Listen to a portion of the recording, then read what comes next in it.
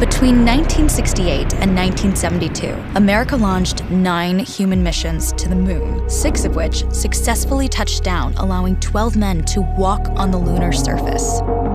NASA's next chapter of lunar exploration, called Artemis, has the task of not just going to the moon to create a long-term human presence on and around it, but also to prepare for ever more complex human missions to Mars.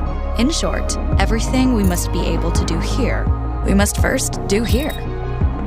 So, what will an Artemis mission look like?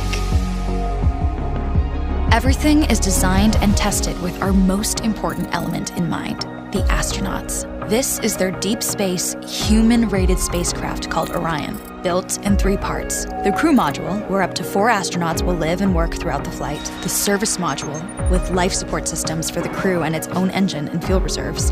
And a launch abort system, with engines capable of pulling the crew module to safety during launch should anything go wrong.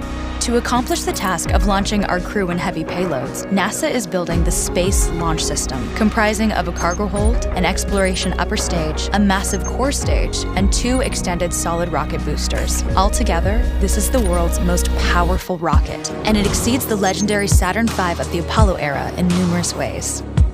Sitting on the launch pad, the entire rocket, fully fueled, weighs just over 6 million pounds, 5.2 million of which is just the fuel. Once ignited, there was no stopping what comes next. All 4 RS-25 engines and the 2 solid rocket boosters come to life, thundering our crew upwards. 2 minutes after ignition, the solid rocket boosters are spent and released. 8 minutes after launch, the core stage is depleted and separated. The upper stage fires briefly, placing Orion into a parking orbit around the Earth. Here, the crew reconfigure the spacecraft and check systems to confirm everything is ready for deep space travel.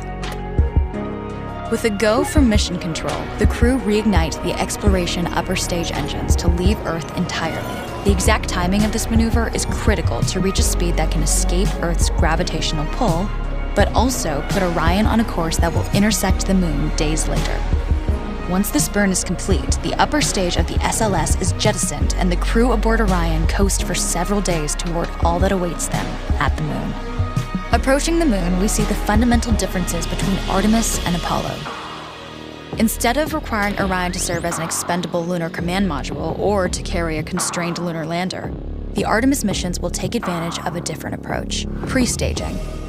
Everything needed for lunar missions will be positioned in advance by commercial and international partners.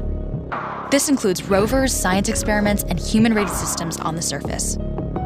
But it also includes a dedicated lunar station in orbit around the moon called Gateway. Here at this station, we can pre-stage a robust lunar lander and establish a strong communications relay. Designed with open standards, the Gateway can be expanded as new missions and partnerships develop, allowing multiple human missions on the moon at the same time and enabling ongoing science to be conducted even between human missions. The Gateway is also capable of adjusting its orbit to allow access to every part of the moon, something the Apollo missions could not do. But the real key in this approach is placing Gateway in a unique halo orbit to perfect the maneuvers needed for Mars missions. And with the growing list of commercial and international opportunities, Gateway is the ideal hub between Earth and all that lies beyond. Returning to our crew as they approach Gateway, the Orion must match the elliptical orbit of the station in order to successfully dock. Once on board, pre-selected crew members transfer to the lunar lander, while those assigned to Gateway remain on station. The lunar lander system itself is built for 3 unique steps: descending from the halo orbit of Gateway down to a low lunar orbit, descending from low lunar orbit to the surface, and once the lunar mission is complete, launching from the surface of the moon and ascending all the way back to the orbiting Gateway.